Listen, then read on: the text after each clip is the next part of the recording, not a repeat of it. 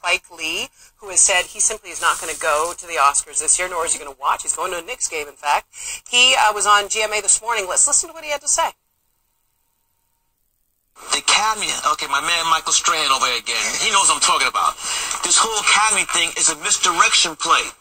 Okay, how? We're chasing the guy down the field, he doesn't have the ball. The other guy's high-stepping in the end zone, so it goes further than Academy Awards. It has to go back to the gatekeepers. Studios. Yes. So the gatekeepers, Michaela, it's interesting. He goes on to say that he is not boycotting. He's simply not going. He and his wife are not going. He is not calling for a boycott. He wants to make sure people don't keep their eye off the ball, that there's a bigger problem in Hollywood. Right. And I so appreciate Spike, and Jada Pinkett has always been a badass, but I would like to see more of the George Clooney's. I would like to see Leo DiCaprio go WTF. Like, my comrades need to be Link here. arms. Yeah, because their integrity is what's at stake, right? So if your full experience isn't there, meaning, are you really the best if you don't have to contend with Idris? Was the best director really the best if Ava DuVernay wasn't even on the ticket? Mm-hmm. So everyone's integrity and Hollywood's humanity is at stake. And so while the black voices are out there, mm-hmm. we need more George Clooney's. We need the industry to say that we all suffer if we don't expand, right? 3 or 4 years ago that just battered New York City, and it could do it again this time. It's in the Rocky Mountain states right now. It gets into Oklahoma and Texas, Mississippi, Arkansas, and even Tennessee will get snow. We'll get snow into D.C., into New York City, and Philadelphia. Here's how it shapes up. By Thursday, it's in the south, and this is where we hate storms in the winter as they turn to the north and turn into these nor'easters, or northeast flow.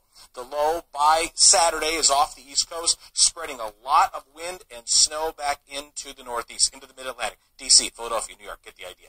There's the low, though. If the low travels, and this is still 3 days away before it's really here, if the low travels to the east and does not turn, then there's no snow in Boston at all.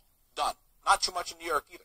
If the storm decides not to do that and turns to the north like that, that's when these really big cities, New York, Philadelphia, get even more involved in the event. So here's how it shapes up. Here's how we work this. This is a very large storm.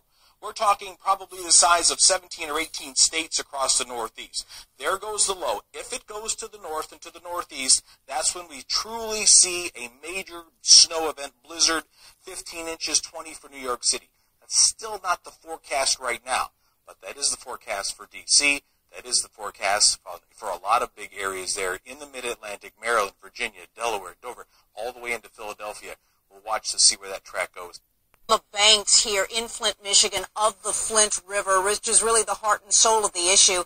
And here in this city, we expect 2 more civil suits, class action suits, to be filed later today, alleging that state officials knew fully well that the water that was going into the homes of everyone here to drink and eat and wash and bathe with was filled with lead and copper. Now, meanwhile, yesterday there were protesters here in Michigan, and today, as the day progresses, it's believed that those protesters will go to the state Capitol building on the steps to protest the State of the State address this evening by the governor.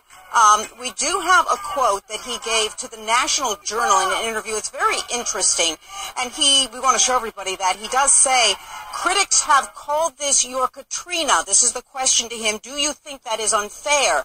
And Governor Rick Snyder says, no, it is a disaster. That is something that once you lose it, trust, it is much harder to earn it back. So that's the point we are at. Now, the governor is also saying that once he realized what was happening, he took action. And in the one civil suit that has already been filed, we do see that they point fingers at the Michigan Department of Environmental Quality, not saying the governor knew what was happening, but he is the manager of the state. And Allison, the National Guard has been called in. The governor has declared this a state of emergency, and the National Guard has been passing out bottles of water, water test kits, and water filters.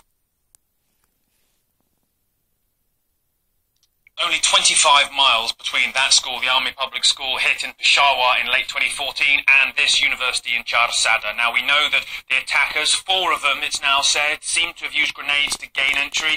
A lot of the violence seems to have been contained in 2 blocks of the university, and security forces' response slowed by the intense fog that's been enveloping that institution. It stuck out at exposed farmland. They tried to use aerial surveillance, but now we are told in the past hour and a half that the clearance operation is over. The death toll amongst those inside the university seems to be 19, and then add to that the 4 attackers themselves.